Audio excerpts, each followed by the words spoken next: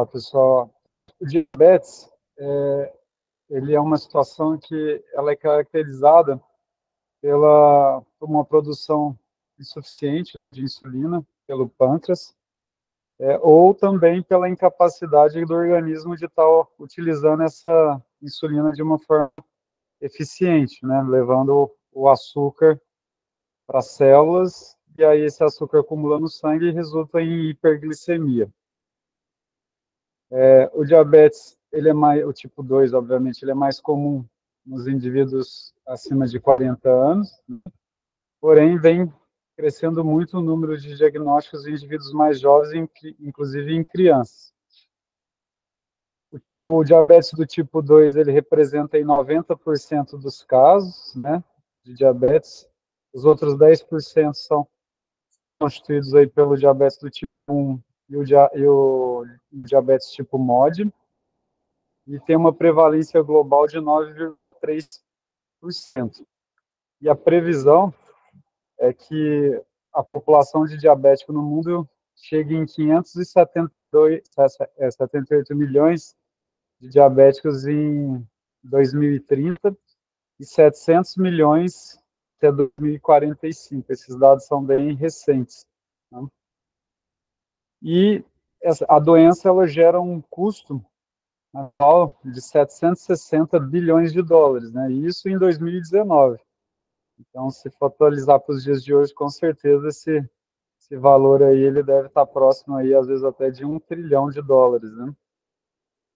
E quais são as características clínicas do diabético tipo 2? Então, a maioria dos indivíduos tem obesidade ou sobrepeso. Existem indivíduos que não têm nenhuma das duas situações e também podem cursar com diabetes do tipo 2. São indivíduos que têm resistência insulínica, né? Tem uma deficiência parcial da secreção de insulina pelas células beta, né? Essa deficiência ela pode evoluir de uma maneira total também, né, ao longo da evolução da doença. E você tem também alteração na secreção das incretinas, né? São alguns hormônios que regulam aí a secreção também de insulina no pâncreas. E também quadros de hipertrigliceridemia, né? Então, o próprio diabetes descompensado, ele pode inibir uma enzima chamada lipase lipoproteica e está elevando também o número de triglicerídeos, né?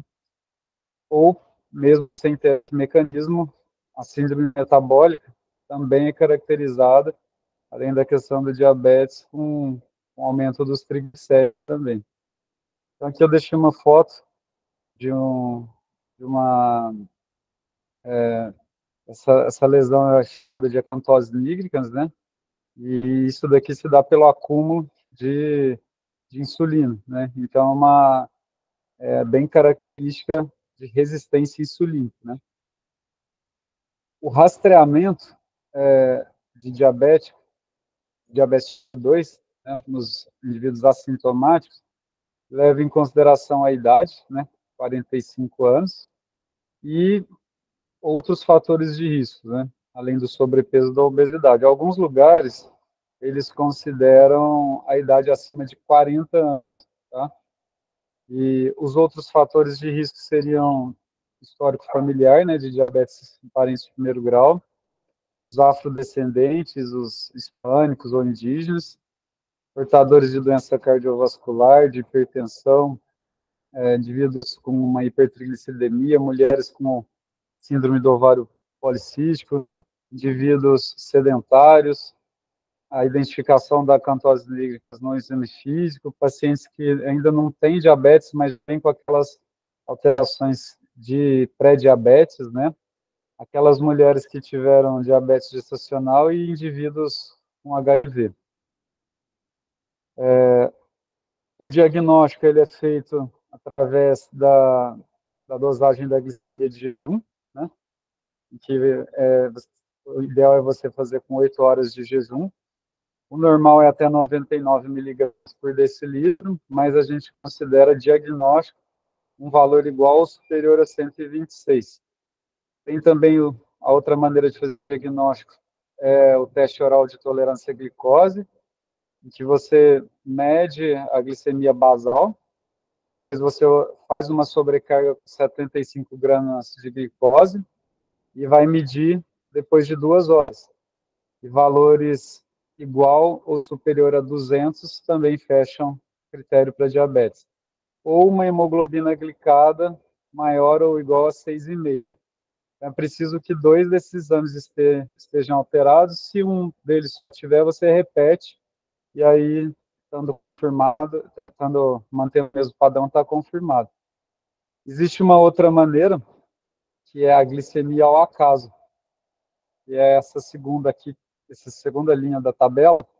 Essa situação aqui é quando o indivíduo ele não é assintomático. Então, são aqueles indivíduos que têm poliúria, que é quando está fazendo muito xixi, polidipsia, que é quando está tomando muita água, perda de peso. Então, se o indivíduo tem sintomas sugestivos de diabetes, se você faz uma glicemia ao acaso e esse valor, essa glicemia vem acima de 200, maior ou igual a 200, também é considerado diagnóstico. Tá? A insulina, ela é produzida no pâncreas endócrino, né, pelas células beta. As células betas, elas correspondem a 65 a 70% das populações de células das ilhotas, né? E você tem também as células alfa que produz o glucagon, que é um hormônio contrarregulador. Então, ele faz uma ação oposta à da insulina. A insulina, ela é uma molécula que, na forma madura dela, você tem 2 cadeias, a alfa e a beta, e essas cadeias são ligadas por essas 2 pontes, né? Antes de chegar na forma madura, você tem esse ligador aqui, tá, na molécula de proinsulina, que liga também as cadeias, que é o peptídeo C. Então, quando você tem a quebra, você tem a liberação desse peptídeo no C, na circulação. Então, o peptídeo C ele é um marcador que serve para você avaliar a reserva pancreática de insulina. A insulina também serve, mas a insulina ela tem uma meia-vida mais curta que o peptídeo C. Então, o peptídeo C ele acaba sendo um pouco melhor. E o pâncreas ele libera a insulina de maneira bifásica. Então, você tem aquela liberação mais rápida, né? Que essa primeira parte do gráfico, então é aquela liberação, normalmente, que é aquelas períodos que nós estamos nos alimentando, né? E você tem uma secreção basal de insulina para fazer a manutenção da glicemia ao longo aí das 24 horas. Então, essa primeira figura, ela é uma representação de uma célula. Então, aqui a gente tem um receptor, é o GLUT2, né? Então, você tem a ligação da molécula de glicose, e esse GLUT2, ele vai jogar a glicose para dentro da célula beta e vai desencadear toda a produção de insulina.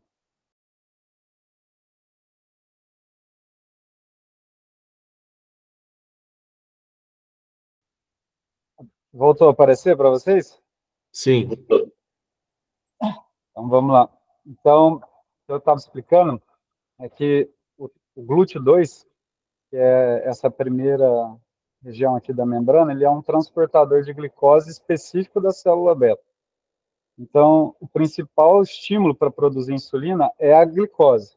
Então, a glicose chega no GLUT2 e desencadeia toda a resposta para produção e liberação de insulina pela célula beta.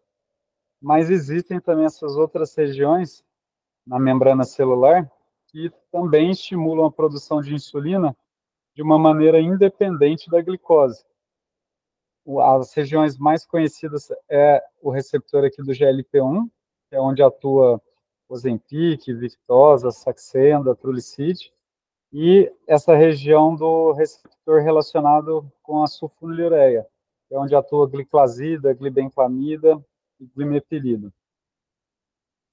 Então, os transportadores de glicose, eles estão presentes nas membranas celulares e eles jogam literalmente a glicose para dentro da célula. O GLUT2, ele é o principal da célula beta, e ele está também no fígado, no intestino e nos rins, mas a principal região que ele ajuda na questão do diabetes é da célula beta.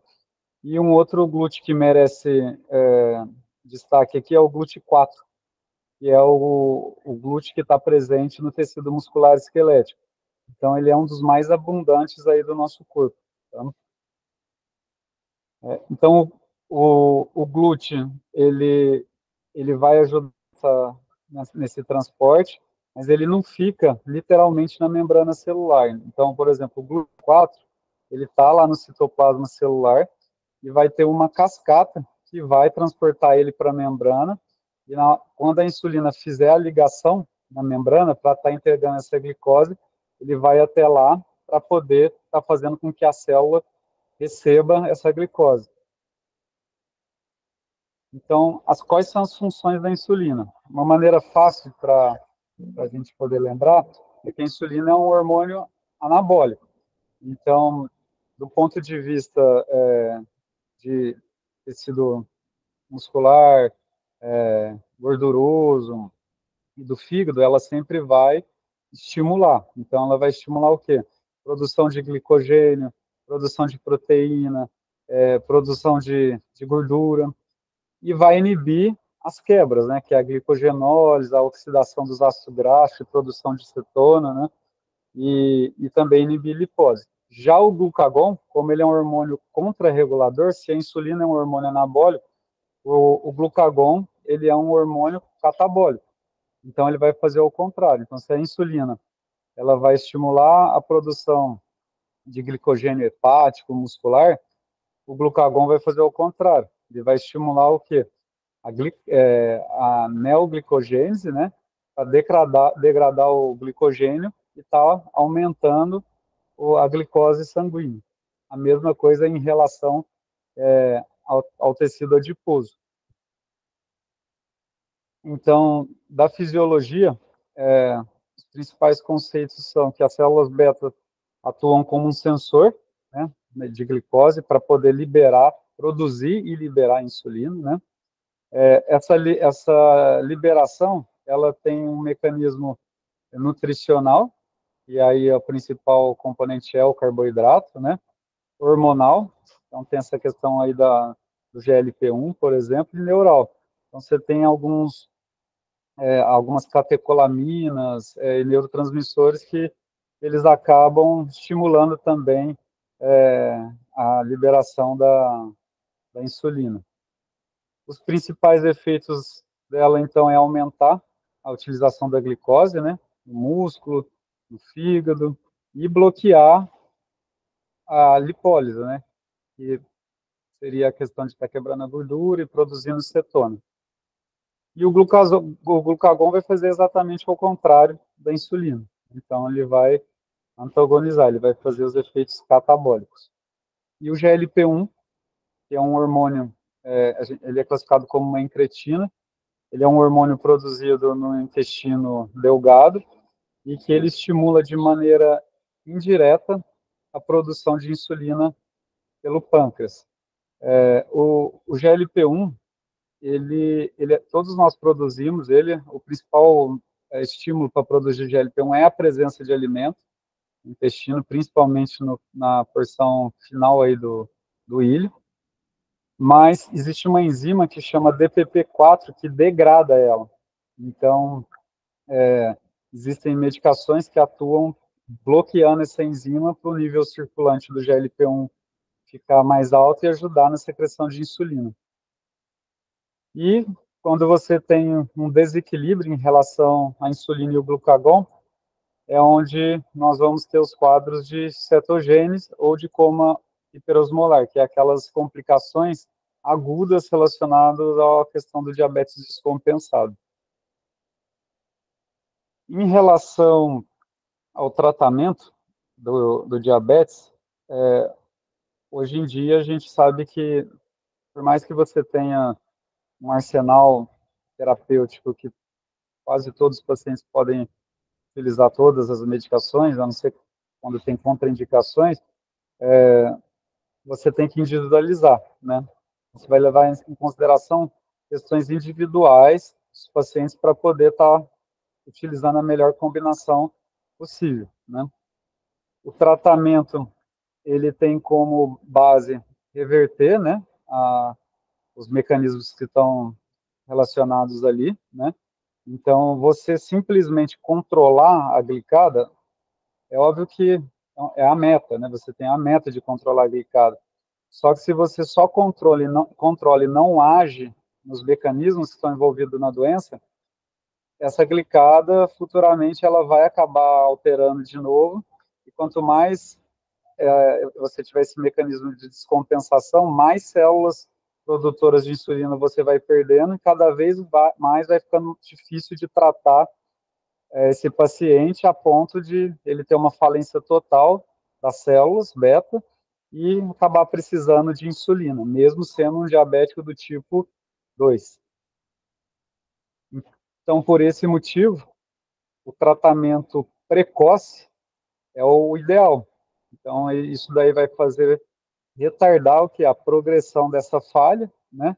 E às vezes até curar o indivíduo, né? Porque se ele tem células betas viáveis, é possível você, controlando a glicemia e agindo na causa, se ele tem células viáveis, você está até curando e esse paciente voltando a ter uma glicemia normal sem medicação.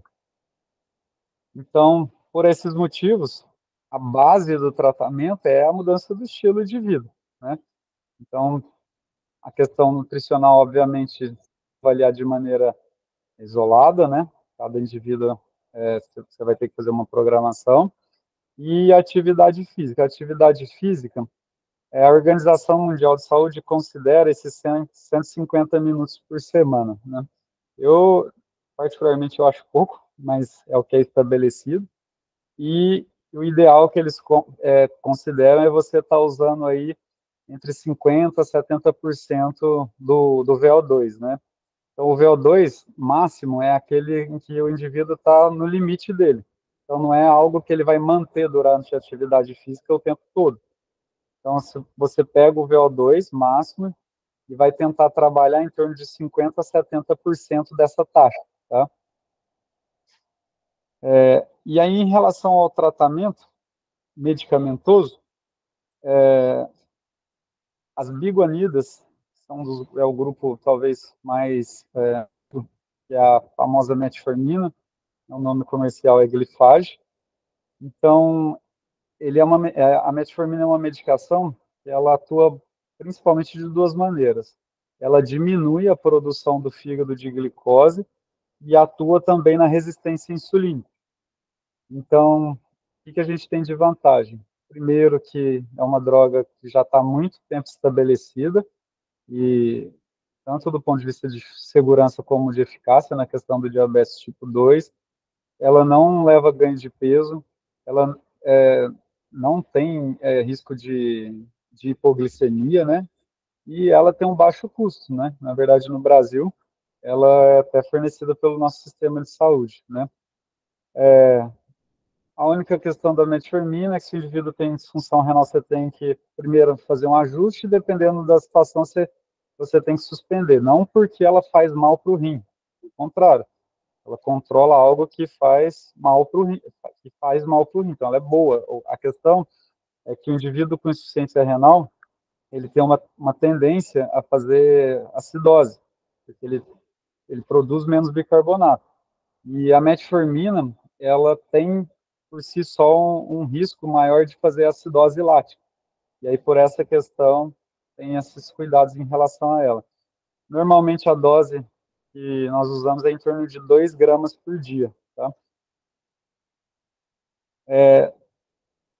Outro grupo que é a pioglitazona, né? Só tem ela desse grupo. É uma substância muito parecida com a metformina, do ponto de vista de ação. Então, ela também reduz a produção do fígado de glicose, ela também atua em resistência insulínica, Só o que muda é a via, então ela atua nesse PPAR gama, né, para fazer a ação dela, né. Como vantagem, ela tem uma atuação do ponto de vista de triglicerídeos, de esteatose hepática, também como a metformina ela não tem risco de hipoglicemia, né, mas como desvantagem, em algumas situações ela pode gerar edema, né, e ganho de peso. E em situações como insuficiência cardíaca ou pacientes com osteoporose grave e com fratura, você não pode estar usando, tá?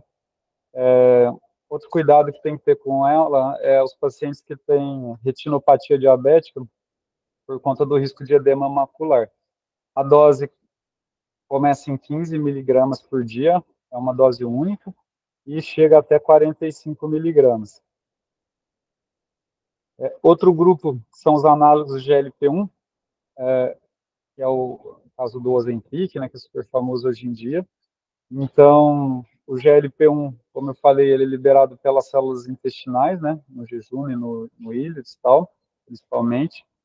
E a ideia de usar é por conta dessa degradação que tem do GLP-1 pela enzima DPP-4.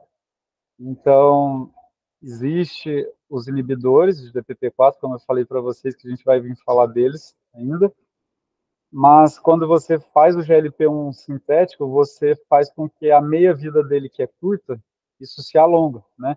Então, por exemplo, o caso do Licite, do Ozempic, do Exenatidalar, essas medicações têm meia-vida de 7 dias, né? Uma semana. E aí isso faz com que você tenha um efeito mais duradouro, né? E aí ajuda na questão do controle da glicemia e também de perda de peso, né? O GLP-1 ele tem várias ações fora o pâncreas, né? Então, como falei no pâncreas, ele estimula a produção de insulina, ele aumenta a proliferação de célula beta e diminui a apoptose, né? Que é aquela morte celular programada de célula beta. Ele aumenta a excreção renal de sódio, isso aí acaba tendo um efeito benéfico no controle da pressão arterial. Ele reduz a motilidade gástrica, né? Inclusive, isso é um dos motivos pelo qual os principais efeitos colaterais são gastrointestinais, né? E ele atua no sistema nervoso central, principalmente na região do hipotálamo, reduzindo o apetite, né? E aí é a explicação do mecanismo de perda de peso dele. No fígado, ele aumenta a sensibilidade insulínica, né? E, consequentemente, vai diminuir também a produção de glicose pelo fígado. E, do ponto de vista cardiológico, já é uma molécula também estabelecida como uma molécula cardioprotetora, né? Em relação ao risco de evento coronariano e recentemente teve uns dados também em relação à insuficiência cardíaca, que era algo que tinha apenas num outro grupo, que é os inibidores de SGLT2, que a gente vai falar também. Então, a vantagem é que tem a perda ponderal, então você estaria agindo no mecanismo da doença, então isso é importantíssimo, né? Não tem risco de hipoglicemia, né? E o GLP-1, como ele é produzido mais relacionado com a presença do alimento, então o principal controle direto dessa medicação é mais no período pós-prandial. A gente não utiliza eles com o intuito de tratar dislipidemia, mas essa medicação ela diminui os, o, os colesteróis de baixa densidade e muito baixa densidade, né? E a questão principal também é a questão, como eu falei, cardiovascular.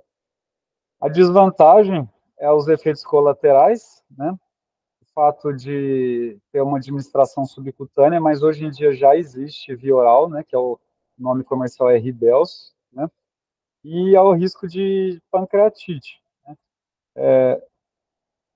Existe mesmo o risco de pancreatite. É uma molécula que eu tenho uma experiência já grande, de muitos anos com ela. Nunca vi no meu consultório, mas é algo que é orientado para se prestar atenção, tá? Essa questão das hiperplasias de célula C, mas isso foi algo que ficou mais restrito ao caso da liraglutida.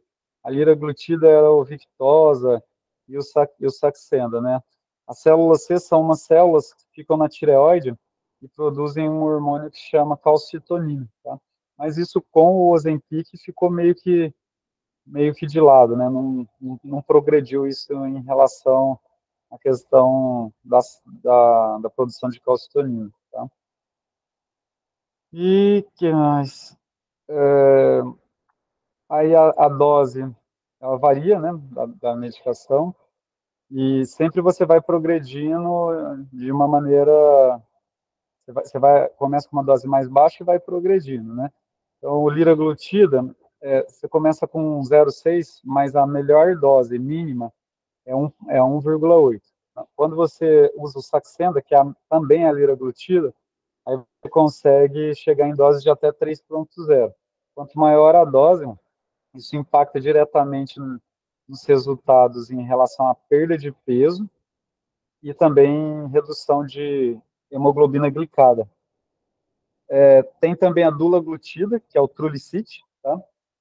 Esse também é semanal, esse é semanal, foi o primeiro semanal que surgiu, se eu não me engano, e você tem a dose inicial de 0,75 e a dose máxima de 1,5, tá? O único problema dela é que já teve alguns dados aí mostrando que, por mais que ela é uma medicação com a proposta de ser semanal,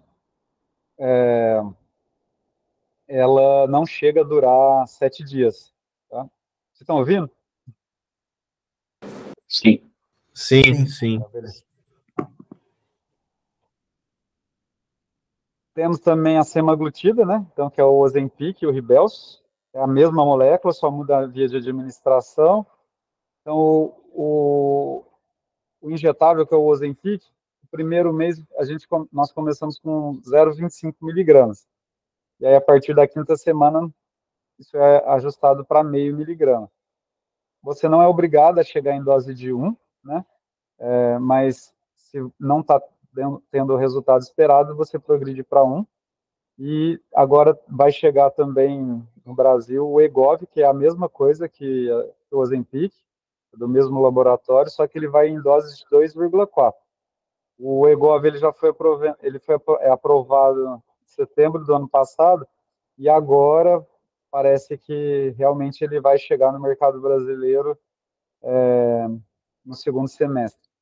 E essa molécula também de interessante, parece que em 2026, se eu não me engano, a patente vai cair. E talvez isso seja interessante porque outros laboratórios podendo produzir, pode ser que o preço, muito provavelmente o preço vai cair, vai tornar mais acessível para algumas pessoas que às vezes não têm a possibilidade de estar arcando com os custos da medicação, né? E o Ribelsus, que é o via oral, a dose inicial é de 3 só no primeiro mês e depois já progride para a dose de 7. Se for necessário, a dose de 14. O único cuidado na hora de tomar a medicação é que é uma medicação que ela depende muito da acidez gástrica para ser absorvido, igual o hormônio tiroidiano. É uma medicação que obrigatoriamente ela tem que ser tomada em jejum. Tá? Então, em relação aos novos, como eu falei, o ano passado foi aprovado 2 medicações pela Anvisa, foi o Egov, que provavelmente chega agora no segundo semestre, e o Mounjaro. O que muda? Muda que o Mounjaro, ele tem algo a mais. Então, além de ter o análogo de GLP-1, ele tem esse outro hormônio gastrointestinal que chama GIP, que também tem uma regulação do sistema nervoso central e ajuda na regulação do apetite. Então, do ponto de vista até de peso, no mercado é a molécula que mais perde peso. Tá? Se eu não me engano, a média de perda de peso foi 24%, né, que é semelhante a alguns procedimentos de cirurgia bariátrica, né? Tem alguns outros hormônios em estudo, né? Eu até já tinha falado com vocês sobre essa molécula, que é a retatrutida. A diferença é que, em vez de 2 hormônios, né, aqui nós temos 3. E essa medicação está ainda na segunda fase, né, de estudo, mas os primeiros dados, se eu não me engano, chega em quase 27% de perda de peso na média, né? Então, sempre esses valores são da média. Então, a média, obviamente, vão ter indivíduos que perderam menos, mas tem indivíduos que perderam mais. Tem dados desses indivíduos que perderam mais, em que essa perda de peso, e obviamente isso vai repercutir no diabetes, chega a 35% do peso, que é semelhante ao bypass, né, que é a cirurgia bariátrica que mais perde peso. Um outro grupo que não é também novo, mas está em alta, né, não só pela questão do diabetes, mas por outros efeitos que ela tem como característica, que são os inibidores de SGLT2. Então, no rim, nós temos alguns transportadores de glicose, né? O SGLT2 e SGLT1. Então, o rim, o normal dele, o papel dele é estar reabsorvendo a glicose. Então, em média, 180 gramas aí de glicose são filtradas, é uma pequena parte que vai estar sendo excretada, né? Quando a concentração plasmática passa aí de 200, a capacidade do rim de absorver glicose, ela é excedida. Então, a gente vai começar a ter o quê? Glicosúria, que é o que essa medicação faz. Então, ela bloqueia esse transportador e inibe a reabsorção tubular de glicose. Então, por que que isso é bom? Isso é bom porque, com esse mecanismo, é uma droga que vai ser segura em relação ao risco de hipoglicemia, né? Porque você não está aumentando a secreção pancreática de insulina. É uma droga que, você vai estar perdendo glicose na urina, a glicose é caloria. Então, isso contribui muito para a questão da manutenção do peso. A gente não considera uma droga para tratar a obesidade, mas alguns indivíduos podem chegar a perder aí 3, 4 quilos com o uso da medicação. Tá? E também pela questão dos outros efeitos que eu falei. Então, essa molécula, ela age em outras regiões. Então, do ponto de vista aí cardiológico, ela é uma medicação que já está muito estabelecida na redução de desfecho cardiovascular. Então, tanto de evento como de morte cardiovascular, é uma medicação que ela já é aprovada pela American Heart Association para indivíduos com insuficiência cardíaca com diminuição de fração de ejeção. O mecanismo de ação dela, ele, por ter um efeito diurético, vai auxiliar também na, no controle pressórico, né? Vai influenciar na taxa de filtração glomerular, tanto é que hoje em dia é uma droga que os nefrologistas recomendam para indivíduos com insuficiência renal mesmo, sem ter diabetes, né? É uma medicação que também vai influenciar positivamente na questão do fígado também, em relação à esteatose hepática e aquelas outras questões do fígado. Ela é a medicação via oral que mais reduz a hemoglobina glicada em relação aos outros medicamentos orais para diabetes. E ela diminui a glicotoxicidade. Então, antigamente, pacientes muito descompensados, muitos deles, às vezes no início você tinha que começar insulina para tirar ele desse estado de glicotoxicidade, para poder recuperar algumas células e depois tentar até desmamar essa insulina. Essa medicação, ela ajudou muito nesse ponto e muitos pacientes que antes iam necessitar de insulina, mesmo que fosse só no começo, foi possível estar evitando esse tipo de situação. A única questão do ponto de vista pancreático é que ela pode aumentar aí a produção de glucagon, né? E isso aí, obviamente, gerar uma maior produção de cetona. E aí uma das complicações seria quadros de cetoacidose, porém, como a glicemia estaria controlada, seria uma cetoacidose com glicemia normal. Os principais exemplos que a gente tem é a dapaglifosina, que o nome comercial é Forxiga, a canaglifosina e a empaglifosina, que é o Jardiance, tá? Como essa medicação aumenta a glicosúria, obviamente o maior inconveniente seriam as infecções urogenitais, né? O fato de ter infecção não é contraindicação. Agora, obviamente, se é uma infecção de repetição, aí seria melhor não estar usando. Foram feitas tentativas, na verdade, até alguns endocrinologistas ainda usam diabetes tipo 1, mas por conta do risco de cetoacidose euglicêmica, sempre uma medicação que você tem que usar com cautela. Um outro grupo que eu comentei, mas agora falando específico sobre ele, que são os inibidores de DPP-4. Então, o DPP-4 é aquela enzima que vai degradar o GLP-1, né? E aí, isso daí, você está tirando um mecanismo para ajudar na produção de insulina, né?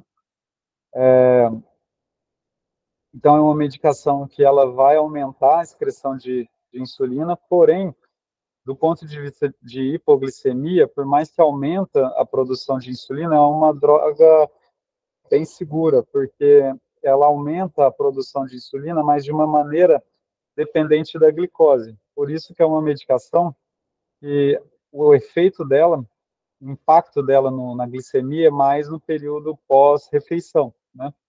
Então, de vantagem tem essa questão de não induzir hipoglicemia, ela também não vai influenciar no peso, né? Então isso é bom também, e vai reduzir os picos aí relacionados com o alimento.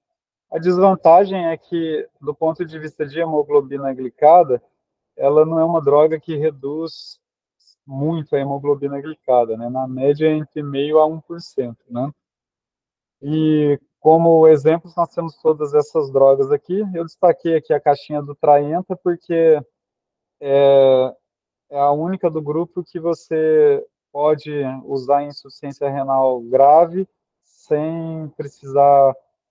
Você pode usar, né? Porque muitas nem pode usar, e você pode usar até sem ajuste, tá? O outro grupo são as sulfonilureias, então são aquelas medicações que vão estimular a produção de insulina, mas de uma maneira independente da glicose, que é ligando naquele receptor de sulfonilureia daquela foto, né? Obviamente, se estimula a produção de insulina de uma maneira independente, o risco é o quê? Hipoglicemia, né? Ela também tem outros efeitos, além disso, que é diminuir a produção do fígado de glicose e auxiliar na maior captação periférica de glicose, mas o principal mecanismo é aumentar a secreção de insulina, né?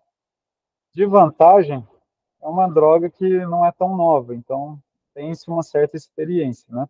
Mas a desvantagem é justamente a questão da hipoglicemia, que é algo que está totalmente relacionado com o aumento do risco cardiovascular e também ganho de peso, porque é uma droga que aumenta a produção de insulina, que é um nome, um hormônio anabólico, né?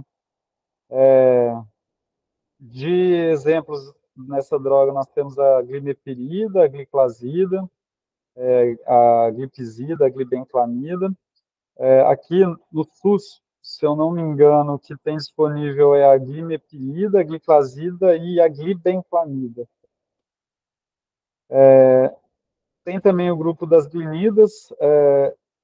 Aqui eu nem vou entrar muito em detalhe, porque é um grupo que é pouco usado aqui, a gente não tem uma experiência muito grande, tá? Mas é uma medicação que também aumenta a secreção de insulina, tá? Pelo pâncreas. Então, tem também a desvantagem de estar ganhando peso, de hipoglicemia, e também tem o inconveniente de ser tomado antes das refeições, tá? E tem os inibidores da alfa-glicosidase, né, que são medicações que vão interferir na absorção intestinal dos carboidratos, né? Então, também é uma medicação que você tem que usar ela antes das refeições, né? De vantagem é que também não tem risco de hipoglicemia, né? Porque ela não vai aumentar a secreção pancreática de insulina, né? E também por diminuir os efeitos pós-prandiais, né? E de desvantagem é a questão também da redução da glicada, né? Que é bem discreta, e também efeito colateral. O principal aí é flatulência e diarreia. O exemplo maior é a carbose. Eu uso, na verdade, eu usei, acho que em situações muito pontuais, é uma medicação que eu não considero que eu tenho uma boa experiência na prática, porque tem outras medicações melhores, né, para você estar fazendo uso. Tem também esse mimético da amilina, mas também que eu não vou entrar muito em detalhe, né? Ele diminui a secreção de glucagão, né? E diminui a velocidade de esvaziamento gástrico, né? E aumenta a saciedade. E ela também tem que ser administrada antes das refeições, né? E tem a inconveniência de ser também administrado 3 vezes por dia, né? Então, das medicações tradicionais aí do diabetes do tipo 2, a maioria é oral, com exceção dos análogos de GLP-1, e também muitos diabetes tipo 2 às vezes vão precisar de usar o quê? Insulina, né? Então, às vezes o indivíduo ele não precisa ter uma falência total do pâncreas, né, das células beta, mas ele pode ter uma falência parcial em que você precise estar auxiliando com insulina, né? E aí, obviamente, dependendo da falência, algumas medicações não vai fazer mais sentido usar, porque aquelas medicações que dependem de viabilidade de células beta, você tem uma falência total, não vai fazer mais sentido. Então, as insulinas, nós temos as humanas e as análogas. As humanas, que são aquelas antigas, nós temos a insulina NPH, que é aquela que faz a secreção basal do pâncreas. Então, naquele gráfico, é aquela parte do gráfico que não tem o pico, que é aquela parte mais retinha do gráfico. E tem a insulina regular, que é uma insulina humana, mas que ela tem pico. Então, ela é para corrigir o que? As refeições. E existem também as misturas. Então, a mistura é quando você coloca na mesma caneta, ou na mesma seringa, tanto a regular como a NPH, tá? E tem as insulinas análogas, que são mais modernas, né?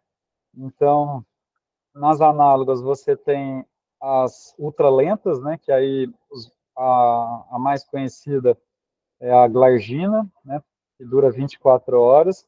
E tem a insulina também Detemir, que dura 12 horas. Então, essas insulinas, elas são como a NPH, elas fazem a secreção basal. E de mais moderna, de insulina basal, nós temos essa insulina Tougeu, que está aí na foto, e a insulina Tresiba. A insulina Tougeu, ela também é uma insulina glargina. O que muda? Muda que você tem uma concentração maior. Então, isso muda um pouquinho a farmacocinética e dinâmica da medicação e faz com que ela fique um pouco mais estável do que a glargina tradicional. E, em vez dela durar 24 horas, ela chega a durar 30 horas. E a insulina Tresiba, a molécula chama degludeca, e ela também é uma insulina mais estável, que dura 30 horas.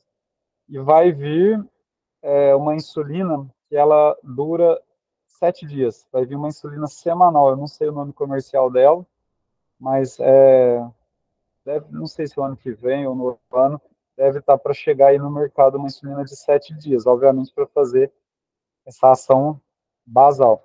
E nas ultra rápidas, nas análogas, você também tem as ultra rápidas. Então, você tem a glulizina, a lispro e a asparte, né? E tem umas partes, essas insulinas ultra rápidas são para aplicar, então, antes das refeições. Então, a maioria delas começa o efeito aí com 15, 20 minutos, né? Faz um pico aí com 2 horas. E tem uma nova, que ela também é uma insulina asparte, só que ela tem uma característica peculiar, que ela é como se fosse uma insulina ultra rápida. Então, depois que você aplicou, ela começa a agir, se eu não me engano, em 2 minutos. Então, você tem a possibilidade de não necessariamente estar aplicando essa insulina 15 minutos, 20 minutos antes da refeição. Você pode estar aplicando ela imediatamente após você, imediatamente ao iniciar a refeição, ou até acho que 20 minutos depois que você começou a refeição, tá? Obviamente, a maioria delas tem no SUS, tá? Só essa ultra rápida que ainda não tem, tá? Só que aí todas essas insulinas, para conseguir no SUS, você tem que pedir no alto custo, tá? E no tipo 2, como eu falei, às vezes, no início, na maioria das vezes, o indivíduo ele ainda tem um resquício de célula beta. Então, às vezes, você está precisando de insulina, mas você não precisa insulinizar de maneira plena.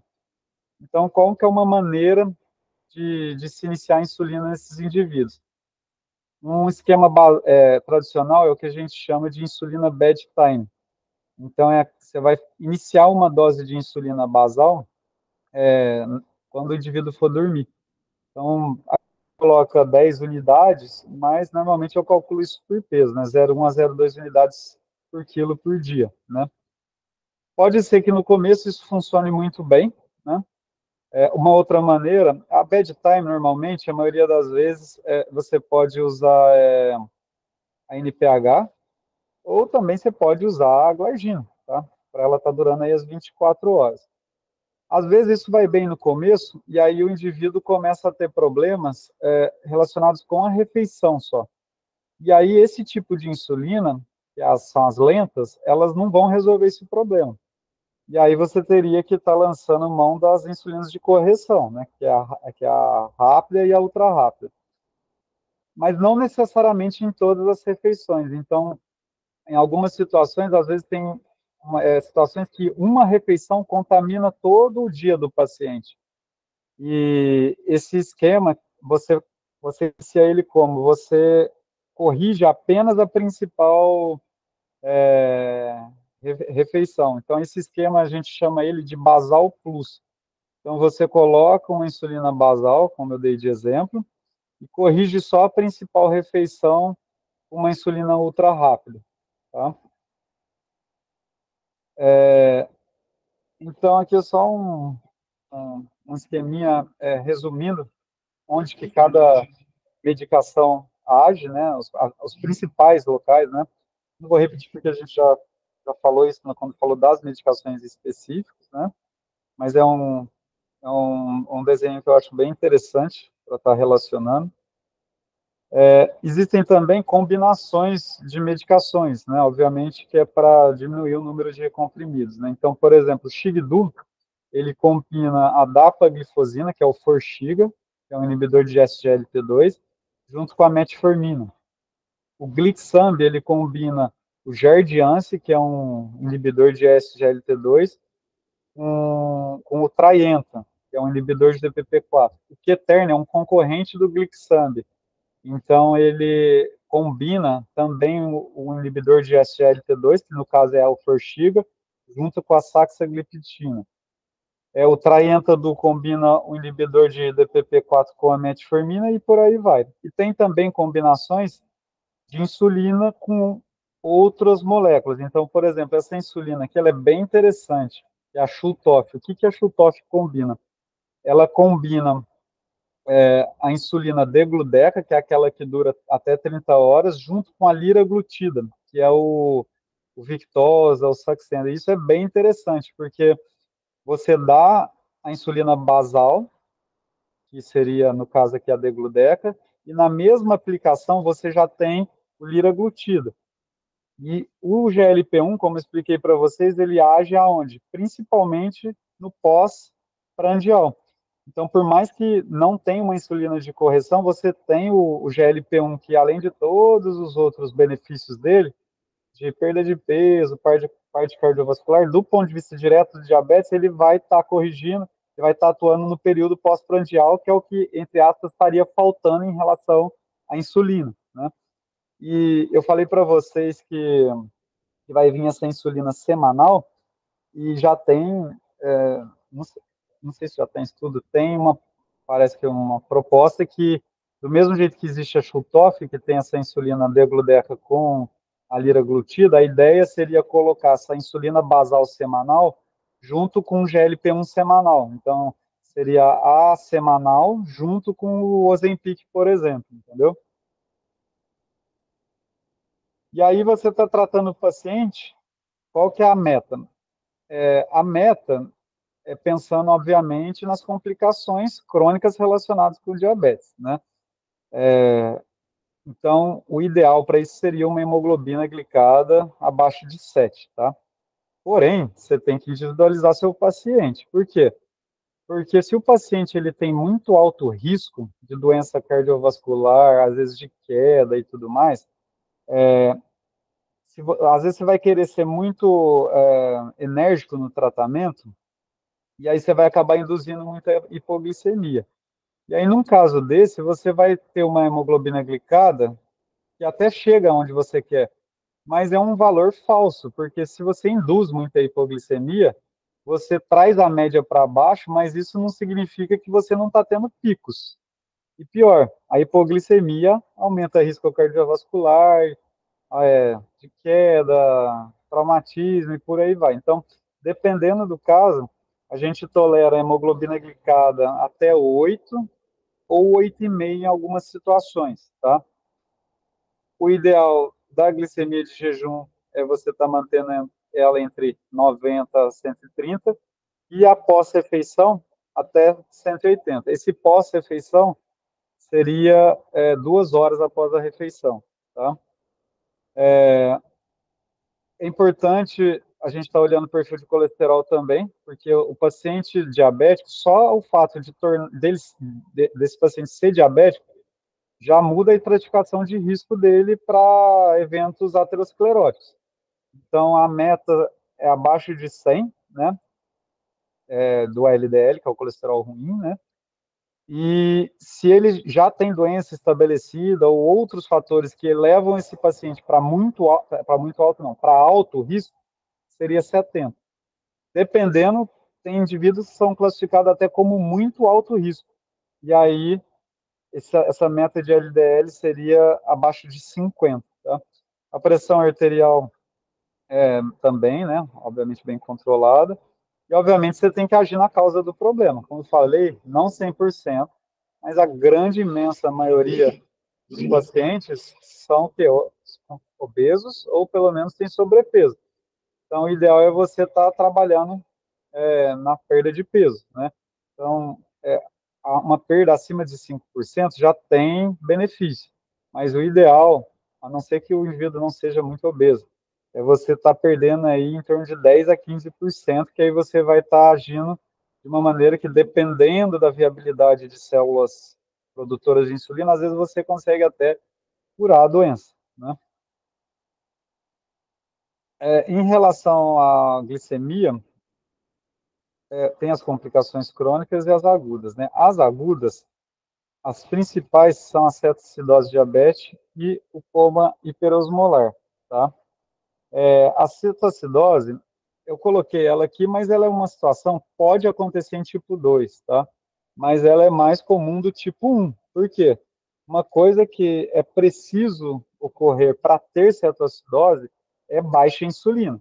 E como eu falei, o tipo 2, ele pode ter baixa insulina, mas a maioria deles, às vezes, ainda tem um resquício de produção de insulina. Então, é uma situação que a gente vai ver mais do tipo 1, né? Então, essa insulina baixa vai fazer com que o organismo comece a quebrar os triglicerídeos e produzir os ácidos graxos. Isso aí vai gerar o quê? Produção dos corpos cetônicos.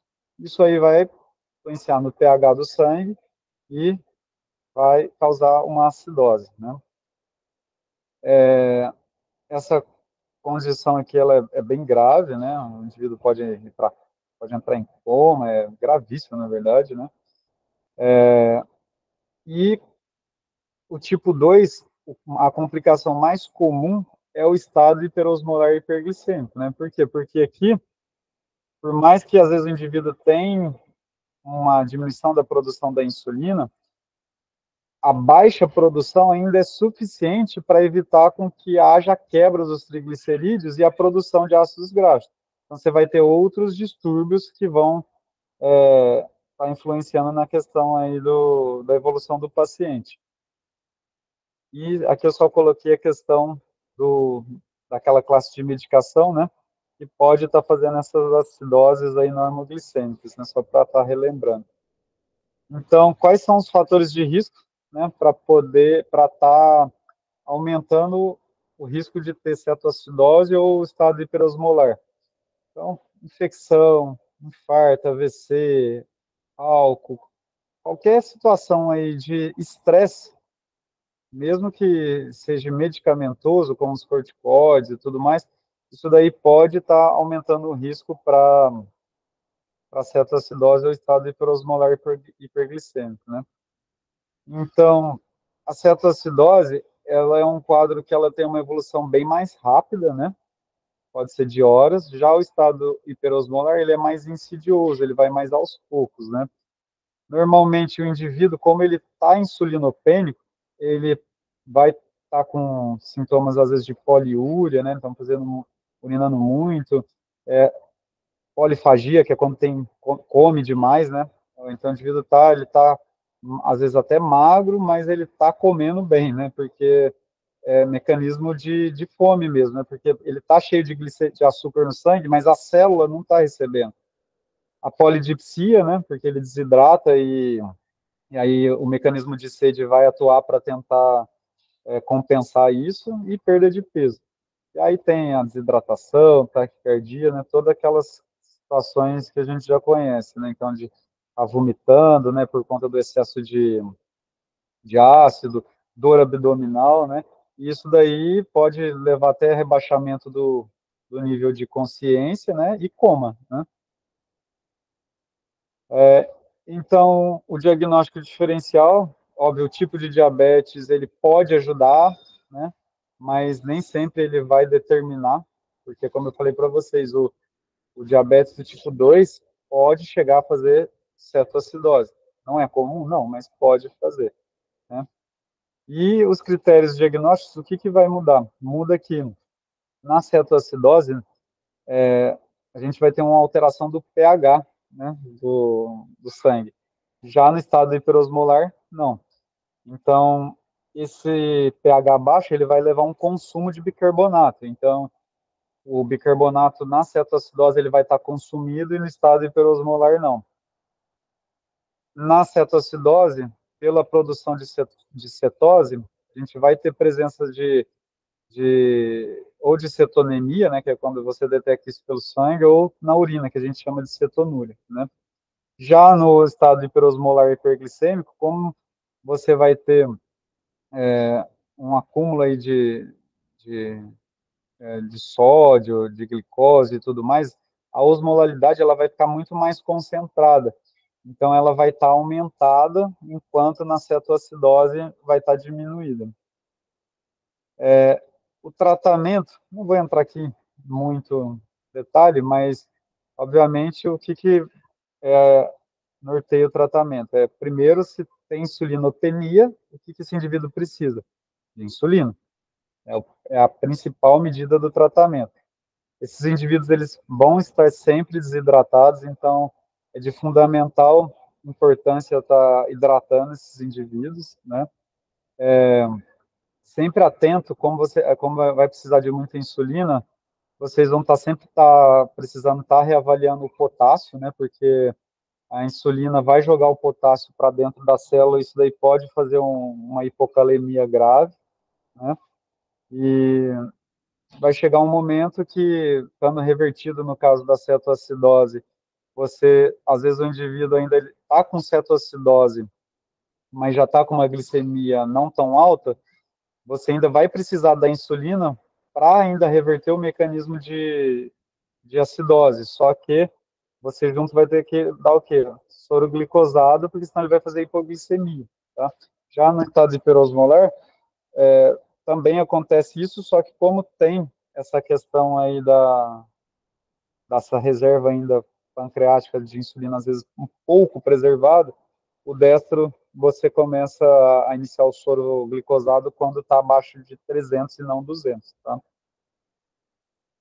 Então, como eu falei já a questão do potássio, o bicarbonato só em situações muito extremas que vai ser usado, tá? E, obviamente, você tem que procurar o quê? Um fator desencadeante. Se é má aderência, aí você só vai fazer o que fez até agora. Agora, você tem que buscar sempre o quê? Se tem infecção, se teve infarto, se teve AVC, qualquer outra causa desencadeante, para você está sendo efetivo, porque senão você vai ficar secando o gelo. Você trata, não reverteu a causa, o indivíduo vai voltar para o mesmo quadro dele, né? E aí tem também as complicações crônicas. Então, as principais que eu digo é as mais frequentes, é o que? A nefropatia, que é a que acomete os rins, e a retinopatia. Então, na nefropatia, você tem um estágio inicial em que a microalbuminúria, que é aquela perda renal de proteína, ela vai estar entre 30 a 299 miligramas a cada 24 horas. Já quando essa quantidade ultrapassa de 300, aí a gente classifica como macroalbuminúria, que é a proteinúria mesmo, né? E aí isso daí vai influenciar na taxa de filtração glomerular e, obviamente, essa creatinina vai começar a aumentar. E aí a gente pode usar duas fórmulas para calcular a taxa de filtração glomerular, né? E é o MDRD ou CKD-EPI, né? E aí você vai classificar o indivíduo de acordo com o estágio dele para definir se precisa fazer ajuste de dose, não só de remédios para diabetes, tá? De remédios da pressão, colesterol e tudo mais, e às vezes dependendo até determinar se esse indivíduo não precisa fazer hemodiálise. A retinopatia, ela também é bem frequente, né? 90% das vezes, pode até vir outras complicações primeiro, mas 90% dos casos, 95% talvez, a maioria das vezes vem primeiro retinopatia ou nefropatia, né? Então, essas complicações todas são complicações microvasculares, né? E isso daí vai ter uma má perfusão ali da retina, né? Você tem estadios, né, dessa evolução da retina, e no fim isso daí pode descolar a retina, pode ter edema macular e futuramente, numa evolução completa, até perder a visão, né? O diagnóstico, né, você faz aí o fundo de olho, né, o mapeamento da retina, né? No início, você tem uma doença não proliferativa, né, que você classifica ela como leve, moderada ou grave, né? E se isso evolui, você tem a retinopatia proliferativa, desculpa, e a maculopatia, né? E para tratar, obviamente, o tratamento ele auxilia, mas o foco do tratamento é controle glicêmico, tá? Mas as estratégias de tratamento elas envolvem a fotocoagulação com laser, a injeção intravítrea de esteroides e tem essas medicações novas que são os anticorpos que inibem o crescimento do endotélio vascular, né? Que são medicações mais recentes, né? Tem também de complicação crônica a neuropatia diabética, né? E o pé diabético. A mais comum é a polineuropatia diabética simétrica distal, né? O fator de risco, obviamente, depende também do tempo de evolução. Também tem a ver com uma doença, uma doença microvascular, né? Que vai acabar afetando os nervos, né? Outros fatores aí de risco é a presença de hipertensão, de dislipidemia, né? Que você está criando outros mecanismos para a doença microvascular, tabagismo também, obviamente, e que aí vai potencializar a evolução para a neuropatia, né? Existem vários tipos, né, de neuropatia que pode acometer, mas a mais conhecida é essa polineuropatia simétrica generalizada, né? E principalmente a distal, né? Tem também a polineuropatia autonômica, né, que a gente vai falar. Na neuropatia simétrica distal, como que a gente avalia ela dentro do consultório? A gente usa o teste do monofilamento. Uma maneira fácil é pegar aqueles fios de pesca, se às vezes você não tem, para estar testando, né? Você vai colocar no primeiro, no terceiro e no quinto dedo, né? E estimular para ver a sensibilidade, né? A sensibilidade vibratória você testa com o diapasão, que é aquele instrumento que usa até para afinar alguns instrumentos, né? Você pode também pesquisar sensibilidade dolorosa com palito de dente, também utilizar algodão para pesquisar sensibilidade também. E o ideal é você estar avaliando isso pelo menos uma vez por ano, tá? E não é só essa, a outra questão também importante é a inspeção do pé, né? Porque esse indivíduo, ele às vezes pode estar com deformidades, úlceras, né? E às vezes ele nem percebe isso, né? É questão também de micose e tudo mais. Então, a inspeção e avaliação do pé do diabético e também a pesquisa da neuropatia tem que fazer pelo menos uma vez por ano, tá? Obviamente aqui, como tudo, o foco para prevenir e melhorar é controle glicêmico, né? Mas por conta de dor e tudo mais, a gente tem um arsenal aí terapêutico, né, que pode ser usado. O que a gente mais usa de medicação, normalmente, em quadros mais leves, a gente começa com duloxetina, né, que é uma boa opção, mas quando essa neuropatia ela começa a evoluir e de uma maneira mais grave, as medicações de escolha são a gabapentina e a pregabalina, que são as principais. A neuropatia autonômica, você vai fazer rastreamento mesmo em indivíduos assintomáticos, né? E principalmente nessa situação aqui que você está fazendo a avaliação pré-operatória de um indivíduo que vai fazer uma cirurgia de grande porte, né? Porque se o indivíduo é assintomático, isso aí, às vezes, numa indução anestésica, um procedimento de longa duração pode gerar complicação, né?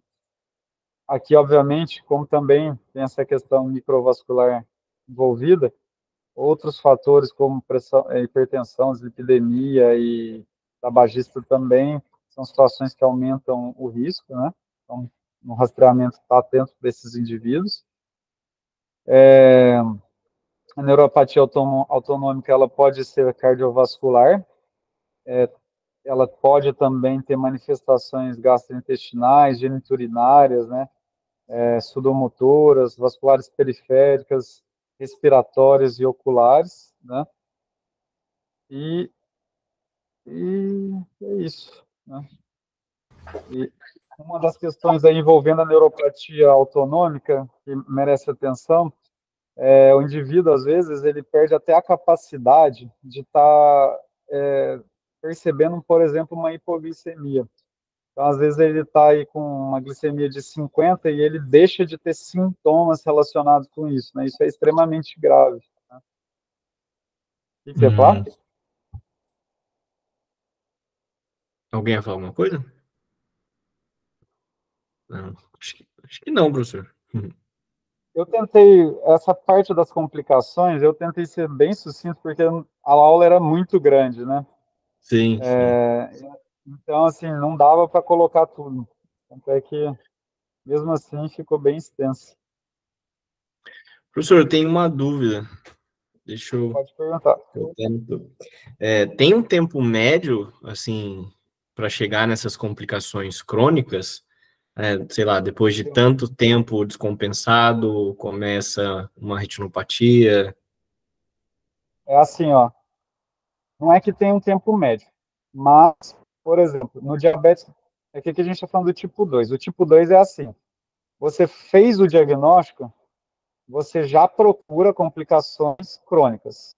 Ao diagnóstico, quais você procura? Obrigatoriamente você procura retinopatia e nefropatia, ao diagnóstico. As outras você só procura se tiver um contexto para você procurar, certo? Uhum. Por quê? Porque por mais que você fez o diagnóstico naquele momento, o diabetes do tipo 2 é uma situação que o problema começou muito antes. Então você já pode estar tendo lesão de órgão-alvo sem saber, certo? Uhum. Já o diabetes do tipo 1, como a evolução é rápida, então o indivíduo vai lá, ele já às vezes já abre até com cetoacidose. Então não deu tempo de ser doença estabelecida para gerar complicação crônica. Então no diabetes tipo 2, quando que você começaria a procurar a retinopatia, nefropatia? Depois de 5 anos. Caso seja um caso que o paciente é muito descompensado, obviamente que eu estou falando isso considerando que o indivíduo não tem sintomas. Você pode trazer isso para 3 anos, entendeu? Mas Uhum. seria 5 anos, Entendi. entendeu? E aí, Aham. assim, como eu falei para vocês, a maioria dos casos, as duas primeiras complicações que aparecem é a retina e a nefropatia. Mas eu já vi indivíduo abrindo neuropatia diabética antes de abrir nefropatia ou retinopatia, entendeu? Uhum. Sim, entendi. Quando você prescreve também o Ozempic, você só usa o Ozempic ou você acaba utilizando também uma metformina para... Normalmente, se eu vou usar o Ozempic, eu já estou considerando que esse indivíduo tem obesidade, né? Uhum. Porque, tudo bem, se falar, não, se às vezes você está pensando na questão cardiovascular, quer ganhar nessa parte e tudo mais. Mas se o indivíduo é muito magro, você não vai querer que esse indivíduo perca mais massa magra. Então, você já está partindo do princípio que esse indivíduo tem um sobrepeso ou uma obesidade. Então, se ele tem sobrepeso ou uma obesidade, muito provavelmente esse indivíduo tem o quê? Resistência insulínica. Uhum. Então, seria obrigatório você colocar uma metformina? Não, mas com certeza ela vai auxiliar, entendeu? Entendi. Beleza. Então, ó, lembra aquela criança que eu falei para vocês, diabetes tipo 2? Sim. Lembra dele? Ele voltou ontem no meu consultório. Ele, é, ele estava com, eu fechei o diagnóstico dele de diabetes tipo 2, com 13 anos de idade. Estava com glicada de 6,7 e tal. Agora, os exames dele estão normais. Ele não tem mais. Ele tem porque está com remédio, mas enfim. Quando eu fui iniciar para ele, do ponto de vista de peso e de glicemia, bastava o Ozempic. Com Uhum. certeza, o Ozempic já traria a glicada dele para a normalidade, já estaria no peso. Porém, ele tinha uma insulina basal de 138. Então, eu associei junto a metformina, não pensando na globina glicada dele, mas pensando em poupar as células beta dele o máximo possível, porque imagina bem, se ele com 13 anos numa situação dessa, é um cara que, se não fizer nada, às vezes com, sei lá, 20 e poucos anos, por mais que ele é um tipo 2, às vezes ele já até evoluiu para uma falência pancreática. Então, eu iniciei pensando em poupar. Hoje Uhum. mesmo, a paciente que eu atendi, ela, eu tinha passado metformina para ela, só metformina. E ela nem tinha diabetes. Aí ela me falou que suspendeu a metformina. Aí eu perguntei o porquê. E aí ela disse que é porque ela media, nem estava tão alto, não sei o quê. E o que eu expliquei para ela? Eu falei que ela não tinha diabetes, eu nunca coloquei o remédio para ela, porque ela tinha diabetes. E ela nem é tão obesa. Ela tem um IMC, sei lá, de 26, 25, que para a idade dela nem é muito relevante, ela tem 60 e poucos anos. E aí o que eu expliquei para ela? Que eu iniciei a metformina para prevenir uma evolução de falência de célula beta. Por quê? já não era uma ocasião, já tinha algumas ocasiões em que ela vinha já com insulina, se eu não me engano, de 38 e 30. Então eu tô perdendo célula beta. Então na hora que isso daí degringolar, eu tirar vai ser mais difícil, entendeu? Aí ela concordou em voltar a tomar. E nem era uma dose cheia. Eu iniciei metade da dose para ela, entendeu? Sim.